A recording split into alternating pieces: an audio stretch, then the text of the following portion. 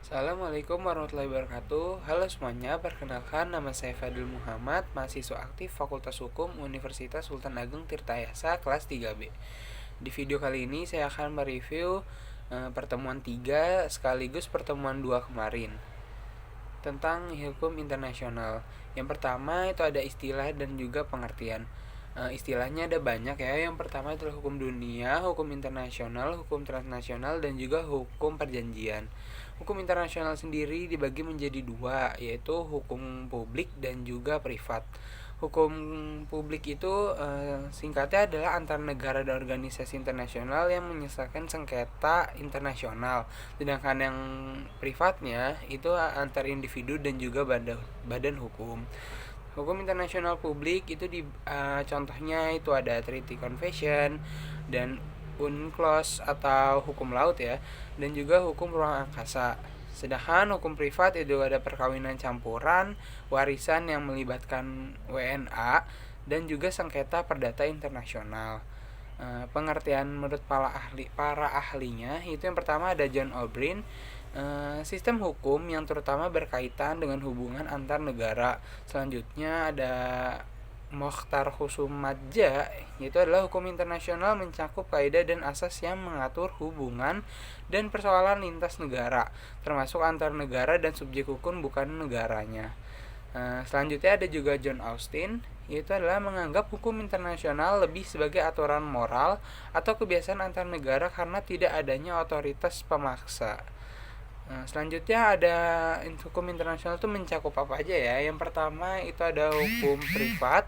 Tadi udah saya jelasin hukum privat itu apa. Selanjutnya ada hukum publik juga udah saya jelasin.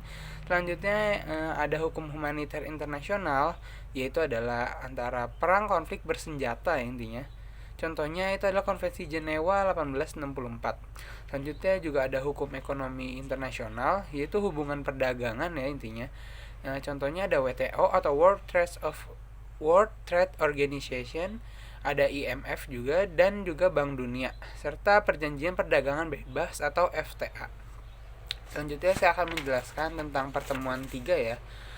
Yang dijelasin tuh pertama ada sifat dan perwujudan. Itu ada dua sifatnya, itu koordinatif atau hukum internasional itu tidak bisa memaksa masyarakat internasional, dan juga ada subordinatif atau hukum nasional. Ada hubungan tinggi rendah ada hubungan tinggi dan juga rendahnya memerintah dan diperintah. Kalau Indonesia itu ada kalau Indonesia sendiri itu subordinatif ya, karena kan kita mengikuti petinggi kita aturannya. Selanjutnya itu ada pewujudannya, ada bilateral, trilateral, dan multilateral. Karena ada kata bi di sini, itu artinya dibuat oleh dua negara ya. Keduanya itu mengikat perjanjian. Karena di sini selanjutnya ada trilateral, karena ada kata-kata tri ya, artinya dibuat oleh tiga negara yang mengikat ketiganya. Selanjutnya ada multi, artinya kan banyak. Multilateral itu dibuat oleh banyak negara dan juga itu tuh mengikat negara-negara yang menyetujuinya saja. Selanjutnya, apakah hukum internasional adalah hukum sebenarnya? Ini dibagi menjadi dua ya. Pertama itu ada Austin, yaitu ngomong hukum sesungguhnya juga karena adanya badan legislatif dan juga adanya pemaksaan. Maka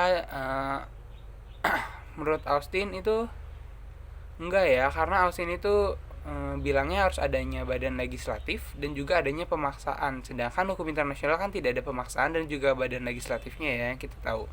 Sedangkan menurut Oppenheimer, hukum sesungguhnya itu adalah adanya ketentuan dapat ditentukan di sekitar kita, adanya masyarakat internasional sendiri, dan juga adanya sanksi internasional, yaitu kompensasi atau ganti rugi atau dikecam dan juga dikutuk.